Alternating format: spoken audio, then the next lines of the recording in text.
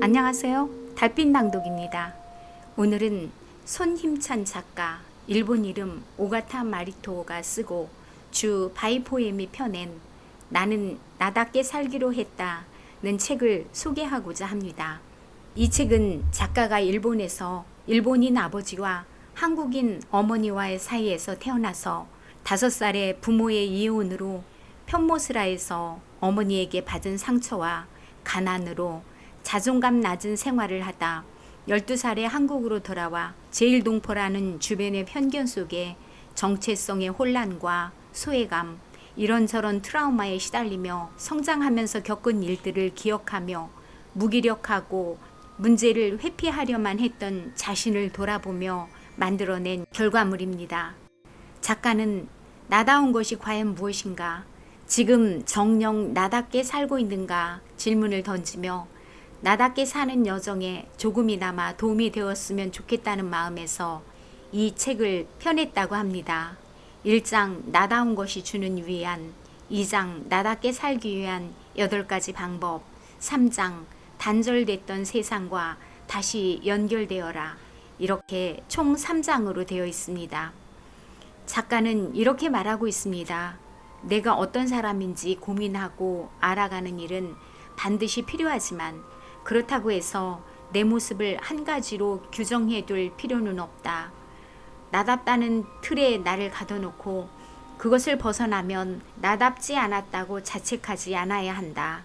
내가 편안함을 느끼는 순간, 다소 불편하지만 상황에 맞게 나를 포장하는 순간, 상대에 따라 새로운 나를 보여주는 순간 등 이 모든 순간의 내 모습이 역시 나이기 때문이다.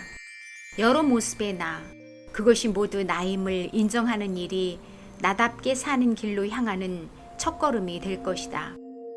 그럼 책 속으로 들어가 보겠습니다. 나는 나답게 살기로 했다. 손힘찬, 오가타 마리토. 1장 나다운 것이 주는 위안, 내가 아닌 나는 없다. 전작인 오늘은 이만 쉴게요를 출간하고 독자들과 대화를 나누는 행사에 참석한 적이 있다. 강연이 아니라 마음이 편했다. 행사 장소에 가보니 나를 만나러 먼 길을 마다 않고 오신 분도 계셨고 온라인으로 소통해 오던 독자분들을 실제로 만난 그 자리는 내게 무척 소중하고 뜻깊었다. 행사를 잘 마무리하고 그날 촬영을 도와준 친한 형과 뒤풀이 겸 식사를 하러 고깃집에 갔다. 얘기를 나누던 도중에 형이 말했다. 그런데 힘찬아, 너 너무 많이 웃더라. 좀 자제해야겠어. 네? 오늘은 딱딱한 분위기가 아니기도 했고 친근한 인상을 주고 싶어서 그랬는데요. 그래도 사람들은 너를 처음 보잖아. 너무 가벼워 보일 수 있어. 사람들은 내게 작가로서 분명히 기대한 모습이 있었을 거라고. 처음에는 형의 말이 이해가 가지 않았다. 나는 그 자리에서 독자들에게 솔직하게 다가가고 싶었다. 그 마음이 통하길 바랐다. 경직된 분위기가 싫어서 유머러스하고 재밌게 이야기하려고 했다. 그런데 그런 모습이 과하게 보였을 줄이야. 곰곰이 생각해보니 형의 말도 일리가 있다. 그 자리에서 나를 처음 본 사람은 그런 모습만을 나로 생각할 게 분명했다. 그렇다면 사람들 앞에서는 어떤 모습을 보여야 할까? 며칠 동안 진지하게 고민해 보았다. 반전 매력으로 보이고 싶은 마음에 평소 모습과 다른 면을 보여주면 다른 사람들은 그런 모습이 내 보통 성격이라 생각할 수도 있겠구나 싶었다. 그때부터였다. 있는 그대로의 편안한 모습이나 친구들과 함께 있을 때의 솔직한 모습, 평소의 나와는 완전히 다른 모습 등 극단적으로 나를 보여주는 것과는 다른 방식으로 나를 드러내야겠다고 생각한 시점 말이다.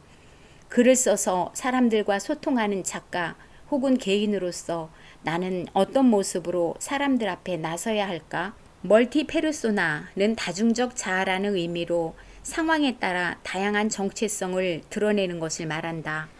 그렇다면 나의 멀티페르소나는 몇 가지이고 어떤 모습이어야 할까? 다른 사람들 역시 분명 나처럼 자신의 정체성에 관해 고민이 많을 것이다. 집안에서는 밝고 당당한 모습이지만 밖에서는 어둡고 주눅들어 있는 사람. 주변 동료들 앞에서는 에너지가 넘치지만 혼자 있을 땐 무기력하고 지쳐있는 사람 등 저마다 가면을 쓰고 살아가는 우리는 평소에는 그런 자신의 모습을 미처 깨닫지 못하고 일일이 신경 쓰지도 않는다. 내가 어떤 사람인지 고민하는 일은 반드시 필요하다. 또한 내 모습을 한 가지로 규정해 둘 필요도 없다.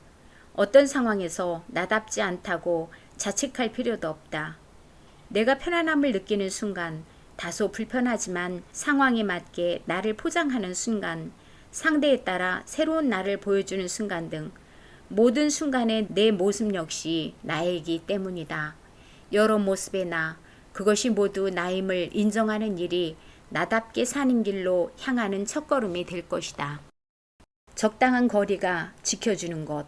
두려워하는 마음은 왜 생길까? 이전에 실패했던 경험들이 쌓여 불안감을 키우기 때문이다. 누구나 언제든 실패할 수 있다는 교훈을 머리로는 잘 알고 있지만 제3자의 입장이 아니라면 그런 객관적인 시선을 갖기 어렵다. 게다가 막상 본인의 일이 되면 견디지 못하는 경우가 많다. 기억에 대한 경험은 얼마든지 다르게 해석될 수 있으며 적당한 긴장감은 되레 건강한 관계를 만드는 수단이 될 수 있음을, 긴장감과 거리감은 관계의 익숙함에서 비롯되는 무례함을 방지할 수 있는 브레이크 역할을 해준다. 그러므로 가까운 사람이라 할지라도 늘 말을 조심해야 하며 감정을 분명히 드러내 전달해야 하는 건 당연하다.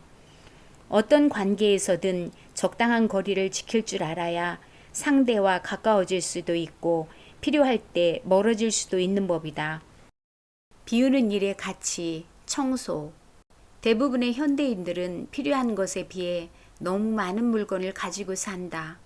입지 않은 옷, 읽지 않는 책은 물론 언젠가 쓸 거라 생각하고 쟁여둔 물건들, 세일을 놓치면 안 될 것 같은 불안에 주문한 생활용품 등 당장 쓰지 않는 물건들, 먹지 않는 음식들이 한정된 공간을 채우고 있다.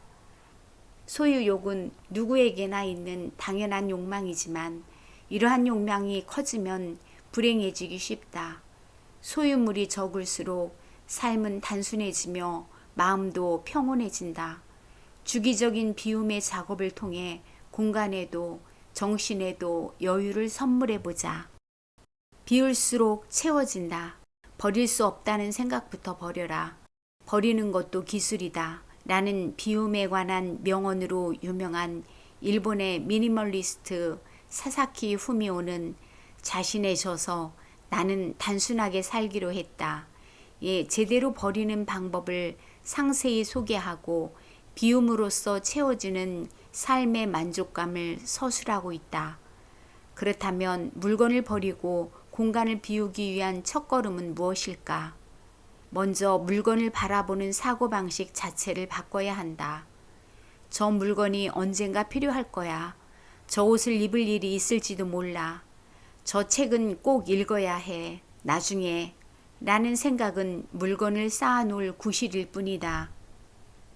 두 번째로, 당장 쓰거나 읽거나 읽지 않는 물건은 모두 버리거나 나누거나 기부하라. 그렇게 없앤 물건이 필요한 순간이 오더라도 그 물건을 어떻게든 다시 마련할 수 있다. 빌리거나 나누어 받아도 되고 더 간단하게는 다른 물건으로 대체할 수도 있다. 세 번째로는 비우는 일을 즐기는 것이다. 물건이 사라지면 공간이 생긴다. 넓어진 공간이 주는 여유와 한가함을 만끽하는 일은 생각보다 더 즐겁다. 아무것도 놓지 않고 텅 빈 공간이 주는 충만함을 즐겨도 좋다. 마지막으로 작게 시작하라.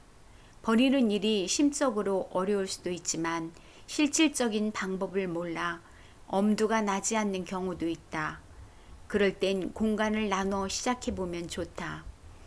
오늘은 책상에 있는 물건, 내일은 침대 주변의 물건, 그 다음 날은 옷장, 또 그 다음 날은 책장을 정리하는 식으로 구역을 나눠 그 구역에 쌓인 물건부터 정리해보는 것이다. 작은 성취감과 개운함은 꾸준히 정리할 수 있는 동력을 제공하고 시간이 나면 어느새 깨끗해진 방, 나아가 여백의 편안함으로 꽉 찬 집을 선사할 것이다. 움직이면 반드시 행복하다. 운동. 세계적인 신경과학자이자 우울증 전문가인 앨릭스 코브는 우울할 때 뇌의 과학이라는 책에서 운동이 주는 긍정적 영향을 신체적, 정신적, 사회적으로 나눠 정리했다. 먼저 운동이 신체에 미치는 영향으로는 에너지와 활력의 증대, 수면의 질 상승과 뇌 회복에 도움, 식욕 증진을 통한 스트레스 해소와 건강 개선을 꼽았다. 또한 운동은 정신을 예리하게 만들고 계획을 세우거나 결정을 내리는 데 도움을 줄 뿐 아니라 기분을 좋게 하고 불안과 스트레스를 낮추며 자존감을 높인다고도 했다. 마지막으로 사회적 영향으로는 세상 밖으로 나가게 해준다는 점을 들었다. 운동이란 건강한 몸을 만들기 위한 목적도 있지만 우리의 뇌를 활성화시켜서 더 창의적이고 생산적으로 사고하도록 돕는 활동이기도 한 것이다. 운동은 당신의 모든 것을 바꿀 만한 힘이 있다. 그리고 내가 바뀌면 세상도 바뀐다. 삶이 특별해지는 경험, 독서. 나의 현재 모습은 결국 과거의 선택으로 완성된 것이며 나의 미래 모습은 현재의 내가 만들 것이다. 책이라는 건 다른 사람의 경험과 통찰이 가득 담겨 있는 보물상자와도 같다. 페이지를 펼치면 공감과 위로를 만나기도 하고 평소에 생각했던 것에 대한 확신을 받기도 한다. 이러한 독서의 역할은 제각각 유의미한 동시에 상호 보완적이기도 하다. 독서는 평범한 사람이 천재가 될 수 있는 방법이자 노력에 날개를 달아줄 전략이다. 창처럼 날카로운 통찰을 안겨주면서도 방패처럼 자신의 마음을 지켜주기도 한다. 내 인생은 어쩌면 작은 점 하나에 그칠 수도 있다. 그러나 경험과 자기 개발, 실현을 통해 점과 점을 선으로 이어 거대한 원을 그려나갈 수 있게 됐다. 지금도 그렇고 앞으로도 스스로에게 힘을 실어줄 유일한 방법은 독서다. 좋은 독서는 건강한 식사와 같다. 좋은 독서의 첫 번째 방법은 좋은 책을 선택하는 것이다. 좋은 책을 선정하는데 일반화된 기준은 없다. 이는 지극히 주관적이다. 좋은 독서의 두 번째 방법은 천천히 곱씹으며 읽는 것이다. 글을 마주하고 한 줄 한 줄 시선을 옮겨 문장을 읽어내려가는 독서의 힘은 생각보다 크다. 책을 읽을 때는 나만의 속도로 페이지가 넘어간다. 이는 자연스러운 일이다. 사색은 책 속을 여행하며 이루어진다. 독서의 세 번째 방법은 생각을 숙성시키며 읽는 것이다. 주변에 있는 아무 책이나 가져와서 몇 페이지 읽어보라. 그 다음에 책을 덮고 이완된 뇌를 잠시 쉬게 하라. 과거의 기억과 후회, 미래에 대한 걱정을 모두 내려놓고 순간에 집중하자. 차분한 음악을 틀어놓고 눈을 감아도 좋고 샤워나 목욕을 해도 좋다. 신경과학자 마커스 라이클은 2001년에 뇌 영상 장비를 통해 인간이 몽상 상태에 잠겨 있을 때 뇌의 특정 부위가 활성화된다는 사실을 발견했다. 그는 인지 활동을 중단한 상태를 디폴트 모드라고 말했다. 소위 멍 때리고 있는 상태다. 멍 때리듯 생각을 멈추면 뇌가 휴식 상태에 돌입한다.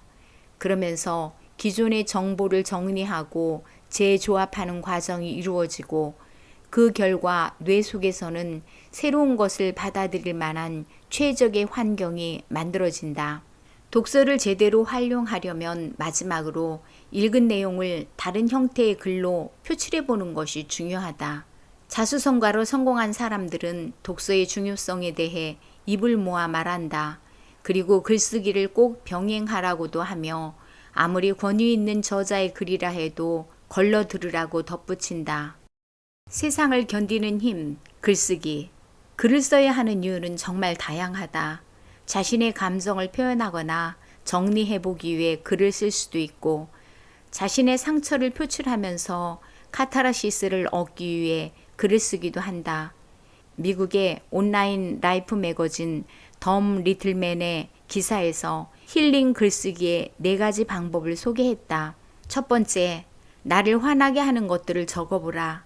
나를 화나게 하고 내게 스트레스를 주는 것들을 전부 글로 옮겨보는 것이다. 이를테면 직장에서 당한 억울한 일, 내 의견을 무시하는 상대, 거리의 소음이나 불친절한 상점 직원 등의 여러 상황을 있는 그대로 써보자.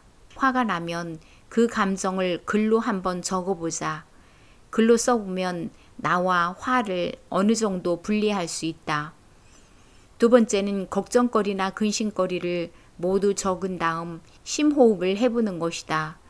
노트에 현재 걱정하고 있는 일이나 대상을 모두 적은 다음 노트를 덮고 심호흡을 해보자. 아예 자리에서 일어나 다른 일을 해도 좋다. 가능하다면 실외로 나가 산책을 하는 것도 좋은 방법이다. 그렇게 몇 분, 몇십 분, 몇 시간이 지나고 나서 적어놓은 것들을 다시 살펴보자. 언제 그랬냐는 듯 부정적인 감정들로부터 벗어나 있을 것이다.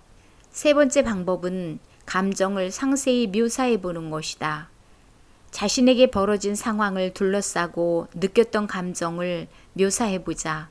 그저 기분이 나빴다, 울고 싶었다, 기뻤다가 아니라 어떤 이유로 눈물이 날 것 같았는지, 그런 모습이 마치 어떤 경우와 같았는지 구체적으로 표현해 보는 것이다. 네 번째는 분노, 좌절 등을 쓴 종이를 버리거나 태우는 방법이다. 자신이 써놓은 글을 다시는 볼 수 없도록 불태우거나 쓰레기통에 버리는 것이다. 시련을 극복하는 모든 과정이 그렇지만 자신을 힘들게 하는 감정을 끊고 주어진 환경에 적응하면서 어려움을 떨치면 스스로 다시 일어설 수 있는 힘이 생긴다. 이러한 행위를 통해 자연스레 받아들이고 떠나보내도록 하자. 그렇게 행동에 옮기는 것만으로도 뇌는 어려움을 넘겼다고 인식한다. 감정은 복잡할지 몰라도 뇌는 의외로 단순하다. 글쓰기 방식은 목적에 따라 천차만별이지만 모든 활동의 기본적 요소임은 분명하다. 그중 나를 위한 글쓰기를 하려면 자신에게 맞는 방법을 선택하면 된다. 칭찬은 셀프, 긍정 일기 쓰기. 내가 수강생들에게 반드시 권유하는 것 중 하나가 바로 긍정 일기 쓰기다. 긍정 일기 쓰기는 하루 일과 중 스스로를 칭찬할 만한 일을 발견하는 것이 핵심이다. 아무리 작은 일이라도 일기로 쓰고 나면 긍정 일기 쓰기의 효과를 누릴 수 있다. 이때 중요한 것은 손으로 일기를 써야 한다는 점인데, 그렇게 해야 하는 이유가 있다. 손으로 글씨를 쓰는 행위는 뇌를 활성화시킨다. 하버드 의대 교수인 페리 칼라스는 뉴욕 타임스에 우리의 뇌는 말 그대로 종이에 글씨를 쓰면서 자란다 라고 언급한 바 있다. 워싱턴대 교육심리학과의 버지니아 버닝거 교수 역시 손글씨에 대해 이렇게 주장했다. 손글씨는 생각하는 방식을 배우는 과정이다. 누르기만 하면 완성되는 키보드나 터치패드와 달리 손글씨는 끊임없이 우리 뇌를 집중시키고 단어의 조합을 생각하도록 한다. 오늘부터라도 스스로를 칭찬하는 긍정 일기 쓰기를 시작해보자. 일기 쓰기의 구체적인 방법은 간단하다. 먼저 행복한, 상쾌한, 영감받은, 열정적인, 벅차는, 설레는, 자랑스러운, 경이로운, 평화로운, 활기찬, 뿌듯한, 관심 있는, 즐거운, 기쁨, 몰입, 확신, 발견, 꿈, 행운, 생생한, 감사한, 용서와 같은 단어들로 구성된 글을 한 편 써보자. 그리고 그 단어를 구체적으로 드러낼 수 있는 에피소드를 풀자.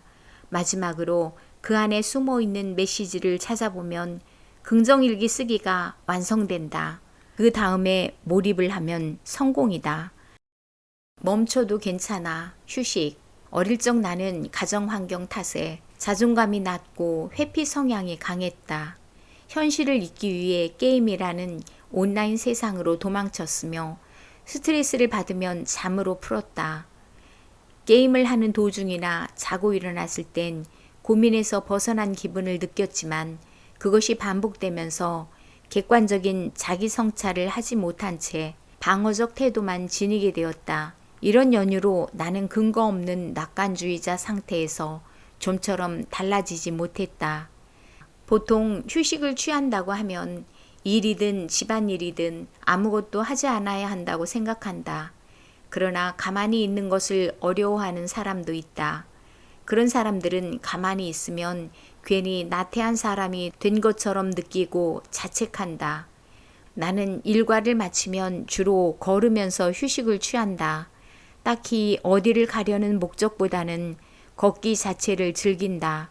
걸으며 주위 풍경이나 하늘을 감상하는 일은 뇌를 쉬게 하고 마음에 평온함을 준다. 생각을 멈추고 나에게 집중하기. 쉰다는 것은 사람에 따라 다르다. 어떤 사람은 격렬한 운동을 하며 쉰다고 생각할 수도 있고 또 누군가는 더 이상 잠이 오지 않을 때까지 자고 일어나는 것을 쉼이라 여길 수도 있다. 공통점은 바쁜 일상에서 벗어나 평소와는 다른 시간을 보내며 나 자신에게 집중하는 것이다. 이런 방법 중 몇 가지를 소개한다. 1. 휴대전화를 끄고 시간 보내기. 2. 자연과 함께하기. 자연이 주는 위안은 생각보다 크다. 공기 좋고 조용한 숲속에서 바람을 느껴보거나 탁 트인 바닷가에서 파도 소리에 귀를 기울이면 복잡했던 머릿속이 잠잠해지는 경험을 누구나 해봤을 것이다. 3. 요리하기. 맛있는 음식을 먹으면 기분이 좋아진다. 그렇다면 음식을 만드는 일은 어떨까? 요리를 하면 재료 손질부터 완성까지 그 요리의 순서만 오롯이 생각하게 된다. 다른 잡생각이 끼어들 틈이 없어 어느새 마음이 고요해진다. 그렇게 요리를 완성하면 그 순간 성취감도 얻을 수 있다. 치유의 시작은 애도하기. 사랑하는 사람과 헤어지면 시간이 멈춘 것 같다고 흔히들 표현하는 것처럼 트라우마 역시 사건을 겪은 당시로부터 시간이 정지되어 흐르지 않는 경험을 제공한다. 그때의 기억은 뚜렷하게 뇌에 저장되어서 무의식을 지배한다. 나에게는 어머니에게 받은 상처와 편부모 가정에 대한 컴플렉스, 일본에서 살다 왔다는 이유로 받은 차별과 소외가 트라우마로 내면에 뿌리 깊게 박혀 있었다. 미국 정신의학협회에서 발간하는 정신장애 진단 및 통계 편람에서는 트라우마를 치유하는 애도 기간을 정해놓았다. 정상적인 성인이라면 3년이 애도 기간이라고 발표했다. 하지만 소중한 무언가를 잃은 상태에서 회복하는 기간을 일반화해 단정 지을 수는 없다. 애도 기간은 개인마다 충분히 달라질 수 있다. 딛고 일어서라. 트라우마에 관한 연구로 유명한 하버드 대학 정신의학과 교수인 주디스 허트먼은 트라우마를 딛고 일어서는 3단계 과정이 있다고 말한다. 첫 번째 단계는 스스로에게 안전한 환경을 제공해 안정감을 느끼는 것이다. 두 번째 단계는 트라우마가 된 사건을 기억하고 자신이 경험한 상실을 슬퍼할 수 있는 기회를 마련하는 일이다. 주디스는 이 단계에서 이야기하기의 중요성을 강조했다. 이야기하기란 자신이 겪은 트라우마를 이야기로 엮어서 말하는 것을 뜻한다. 마지막 3번째 단계는 세상과 연결되는 것이다. 나는 상처였던 과거들과 이를 마주하는 과정을 글로 드러냈다. 내가 처음에 세상에 공개한 글은 아이러니하게도 누구에게도 보이지 않았던 깊은 속마음이었다. 너무 솔직한 글이라 그 글을 접한 이들이 어떻게 그렇게까지 전부 털어놓을 수 있느냐고 묻기까지 했다. 편부모라는 가정환경, 지독한 가난, 한국에 와서 겪은 차별과 사춘기 시절에 들은 폭언들, 이때의 상처는 앞서 마주하는 과정에서 충분히 기억하고 대화하면서 해소했다. 이제 괜찮아. 어린 내게 전하는 말. 과거에 의미를 부여하는 순간 다양한 감정이 일어난다. 예를 들면 과거에 내린 선택이 후회돼 우울해질 수도 있고 오히려 현재 삶을 헤쳐나가는 동기가 마련될 수도 있다. 혹은 과거를 성찰해 미래를 그려보는 계기가 생길 수도 있다. 어떤 감정, 어떤 형태든 좋으나 기억에 의미를 부여하는 건 긍정적인 일이다. 나의 자존감을 정의하다. 자존감이 높은 사람이 되기 위해서는 주체적으로 판단하고 그 판단을 하나씩 행동으로 옮겨야 한다. 난 자존감을 다른 말로 나다움이라 말하겠다. 나답게 살아가는 것, 언뜻 추상적일지 몰라도 이보다 더 확실한 표현은 없다.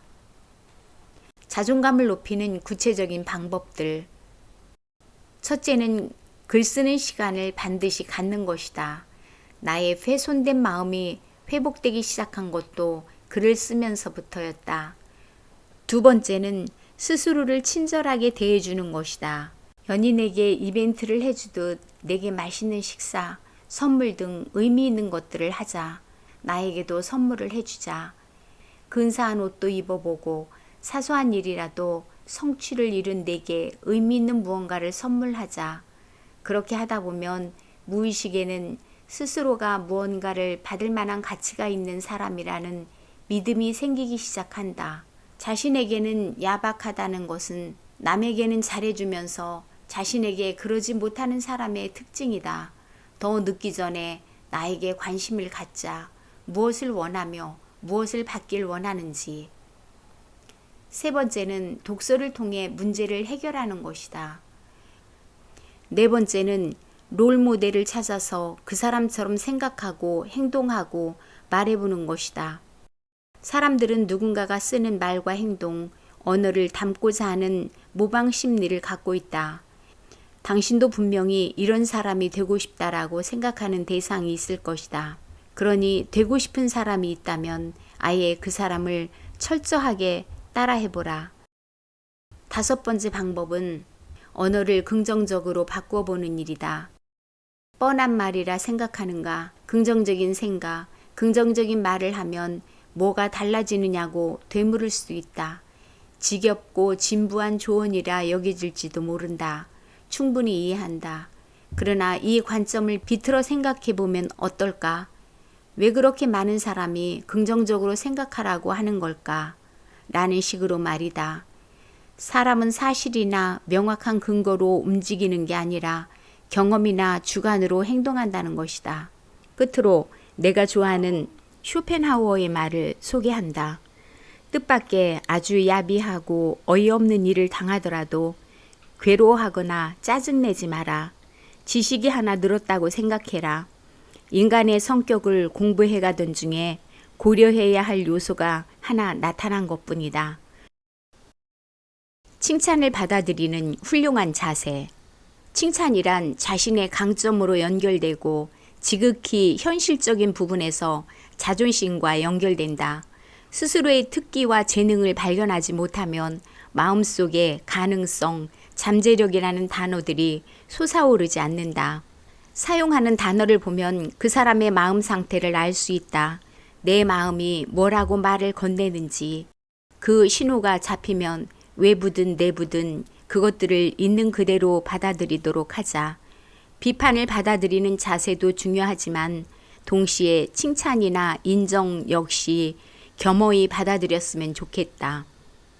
긍정적으로 생각하라는 말은 단순히 힘든 일이 있어도 낙관적으로 사고하며 낙천적인 태도를 고수하라는 얘기가 아니다. 진정한 긍정은 있는 것을 그대로 받아들이며 옳다고 믿는 것, 더 나아가서 좋게 평가할 줄 아는 걸 뜻한다.